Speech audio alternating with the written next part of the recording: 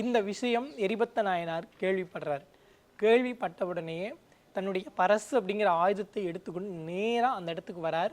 அங்கே சிவகாமி ஆண்டார் விழுந்து கிடக்கிறார். இந்த மதம் பிடித்த யானை அந்த 4 மாட வீதிகளில் உலாவுது. இவர் என்ன பண்ணுறார், நேராக போய் அந்த மதம் பிடித்த யானையை வெட்டிடுறார். அவருடைய யானையை வெட்டினது மட்டுமல்லாமல் அங்கே இருக்கக்கூடிய அந்த 5 பாகர்களையும் சேர்த்து வெட்டிடுறார். இப்போது இந்த விஷயம் புகழ்ச்சோழராக இருக்கக்கூடிய அரசருக்கு தெரிஞ்சு போயிடுது. இப்போது தெரிஞ்ச உடனே அரசர் வந்து படை பரிவாரங்களோட, ஏன்னா பட்டத்து யானைக்கு ஏதாவது ஒன்று நேர்ந்தது அப்படின்னா மன்னனுக்கு நேர்ந்த அவமானம் அந்த காலகட்டங்களில். அப்போ இந்த விஷயத்தை கேள்விப்பட்டு மன்னன் வந்துடுறாரு.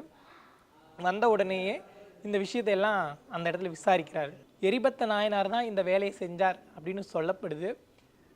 அப்போது அவர் வந்து மன்னனுக்கு தெரிஞ்சிருது. ஏன்னா எரிபத்தர் வந்து அடியவர்களுக்கு ஏதாவது ஒரு பிரச்சனை வந்தால் தான் அதை வந்து தட்டி கேட்கக்கூடிய ஒரு ஆள். அப்படி இருக்கிற போது இந்த யானையை வெட்டினார் அப்படின்னா அது வந்து உண்மையிலேயே நல்லதுக்காகத்தான் இருக்கும், இந்த யானை தான் தவறு செஞ்சது அப்படின்னு சொல்லி மன்னன் வந்து வருந்துறாரு.